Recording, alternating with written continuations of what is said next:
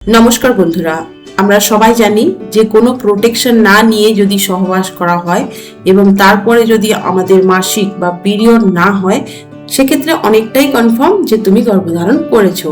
মানে মাসিক মিস হওয়াটাই সব থেকে বড় লক্ষণ হলো গর্ভধারণ করার। কিন্তু অনেক সময় মাসিক আসার দিন পর্যন্ত আমরা অপেক্ষা করতে পারি না। আমরা তার আগেই অনেক চিন্তায় পড়ে যাই, কি আমি কি প্রেগনেন্সি কনসিভ করলাম নাকি। সেক্ষেত্রে আমাদের শরীর মাসিকের ডেট আসার আগেও অনেক ধরনের লক্ষণ দেয়, যেগুলো একটু লক্ষ্য করলেই তুমি মাসিকের ডেট আসার আগেই বুঝতে পেরে যাবে যে তুমি গর্ভধারণ করেছো কিনা। আজকের ভিডিওতে আমি এমন কিছু লক্ষণ বলবো যেগুলো দেখলে তুমি অনেকটাই কনফার্ম হয়ে যাবে যে তুমি গর্ভধারণ করেছো কিনা। তবে ভিডিওটি দেখার আগে সবসময়ের মতোই আমার একটা ছোট্ট কাজ করে দাও।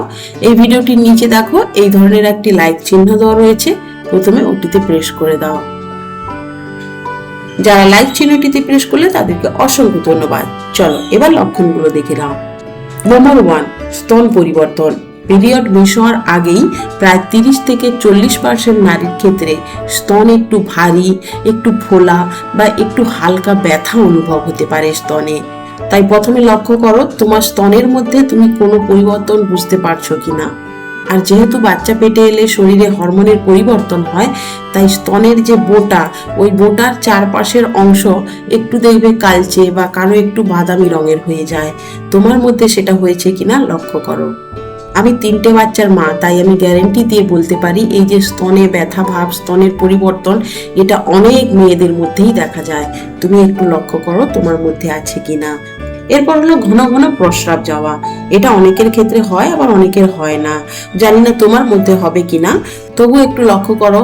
যদি হঠাৎ করে তুমি বারবার প্রস্রাবে যাচ্ছ, ঘন ঘন তোমার মনে হচ্ছে প্রস্রাবের বেগ আসছে, কিন্তু করতে গিয়ে দেখো একটুখানি হচ্ছে, তবেও হতে পারে তুমি গর্ভধারণ করেছো। কারণ প্রেগনেন্সির শুরুতে জরায়ু একটু বড় হয়, যার ফলে মূত্রথলিতে চাপ পড়ে। এরপর হলো ইমপ্লান্টেশন ব্লিডিং। এটাও অনেক মহিলার ক্ষেত্রে হয়।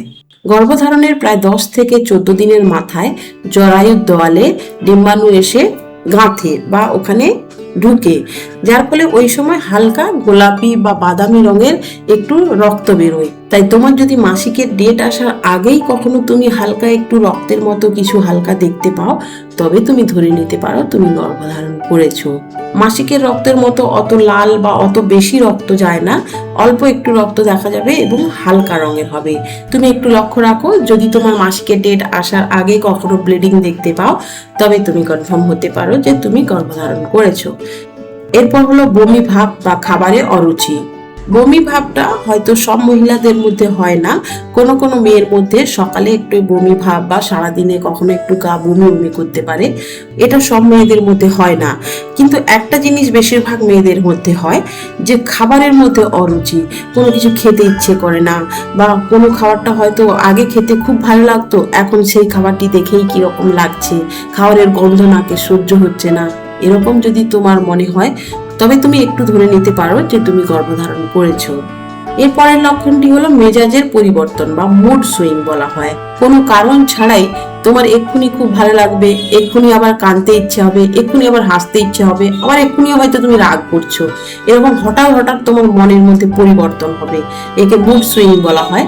এই ধরনের যদি কোনো লক্ষণ দেখো, তবেও হতে পারে তুমি গর্ভধারণ করেছো। এরপর অতিরিক্ত ক্লান্তি ভাব। এই লক্ষণটাও অনেক মেয়েদের মধ্যে থাকে, বিশেষ করে যারা প্রথমবার কনসিভ করছে, তাদের মধ্যে তো এই লক্ষণটা থাকেই থাকে। মানে সারাদিন তোমার শুধু মনে হবে যেন ক্লান্ত, আমি কিছু করতে ইচ্ছে করছে না, কোনো কাজ করছো না তবু যেন মনে হচ্ছে পরিশ্রম হয়ে গেছে, খুব দুর্বল মনে হবে, যেন সারাক্ষণ একটু ঘুমিয়ে বা শুয়ে থাকি। যদি তুমি কনসিভ করো, তবে তোমার শরীরের মধ্যে এখন অনেক কিছু চেঞ্জ হচ্ছে, অনেক কিছু পরিবর্তন হচ্ছে, অনেক হরমোনের পরিবর্তন হচ্ছে, আর সেজন্যই তোমার শরীর এত দুর্বল মনে হচ্ছে। তবে মনে রাখবে, এই সমস্ত লক্ষণ কিন্তু এক একজনের শরীরে এক এক রকম হতে পারে। কারো সবকটি লক্ষণও দেখা যেতে পারে, আবার কারো হয়তো কোনো লক্ষণই নাও থাকতে পারে। তাই লক্ষণ যাই হোক না কেন, নিশ্চিত হওয়ার একমাত্র উপায় হলো প্রেগন্যান্সি টেস্ট করা।